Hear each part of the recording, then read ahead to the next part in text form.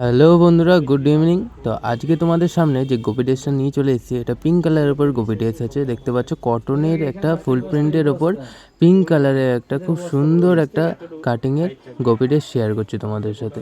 দেখতে পাচ্ছ খুব সুন্দর, আর কোমরকুচি বড় ঘেরের আর পিওর কটনের।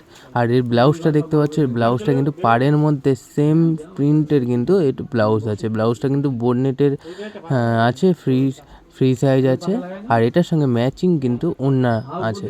তোমরা চাও যে গোপি ড্রেসের সঙ্গে ম্যাচিং ওড়না, প্রিন্টের ম্যাচিং প্রিন্ট থাকবে ওড়নাতে, সেম কিন্তু প্রিন্টের ম্যাচিং প্রিন্ট আছে।